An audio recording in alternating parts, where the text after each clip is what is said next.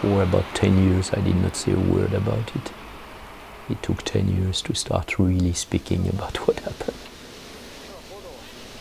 I thought I could lead the emergency response. It had all the ingredients on a very interesting operation where we could have some impact on the life of people.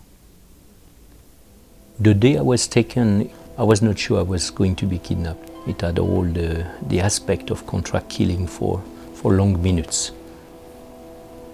And then I realized when they took me away, okay, I had been booked by someone had ordered my kidnapping, had outsourced that to a criminal gang.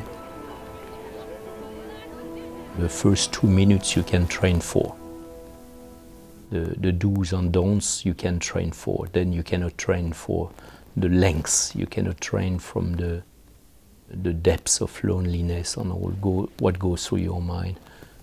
For 12 days I was interrogated every day for 45 minutes, the duration of a tape on a tape recorder, and got blown on the face, teeth broken, nails broken, I mean all sorts of physical violence.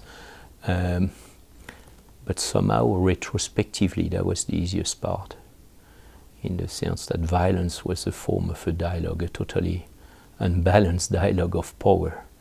But there were questions, there were answers, there was some human interaction.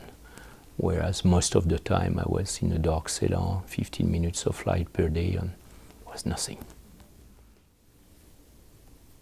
When you are in total darkness, you start making up images, colors that are lacking. You lose sight of the reality around you. At some stage the brain goes very wild. Il est 20h30, Vincent Cochetel, fatigué, amaigri, retrouve enfin les siens. I mean, the whole release was violent. First step of reintegration, where I came back, was put in the maternity section of one hospital under a fake ID in order to avoid media pressure. So I was surrounded by pregnant women, and it was a funny feeling of a new birth. Accompagné de son épouse Florence, Vincent Cochetel, lui, a été emmené à l'hôpital en observation. Des médecins, des psychologues l'attendent. Il reste maintenant à affronter le traumatisme de la détention. I could see my wife and kids 30 minutes a day. And it was a process, a bit of re-socialization, and try to share time without sharing much of what had gone during this year of captivity. You digest, you try to make sense of everything. And very difficult to plan the next day, the next week, the next month, the next year. There was a period where I thought I was not going well at all. Got some extra medical support, I mean mainly heavy dose of antidepressant. And then there was another period of time where I just ran every day in forests, climbed mountains, and wanted to get some energy or some violence out of me. There's of course the secondary trauma for the family, because for a long part of the ordeal it's dealing with the missing. It's a trauma in itself that needs to be dealt with. It requires separate care. My organization thought I was not fit to work, so gave me an office, actually in the underground of a building.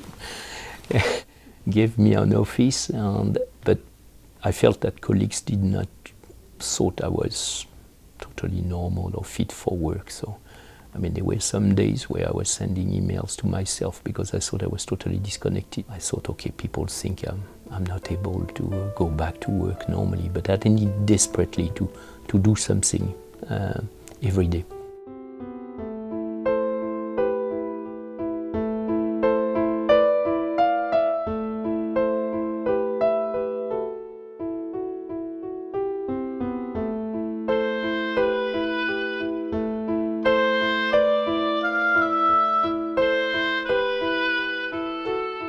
It's not one session, sometimes it's over years only that people open up. Unfortunately, it's not only short term. I mean, there is, let's say, I would say, a standard package of assistance, of trauma relief that you can provide to a torture survivor, and that's useful on the medical side, on the psychological side, on the environment, the family, and all that. So I think there's a standard package, but then you need to, over time, to keep in touch and see whether there is no relapse. It's also important that beyond the provision of formal care and structured care arrangement, you have also peer-to-peer support. People who've gone through the same experience, talking, sharing, and just listening, just be there. Some of the details have disappeared, probably. But a couple of smells, couple of noises, or a couple of situations like total darkness in a parking lot or in a cellar and things like that, and it's just under the skin. I think over time you need how to cope with memories, surfing back in your brain or hitting you back, deep breath, some exercise, talk to someone quickly, but you deal with them. I mean, it's not as complicated as it was before.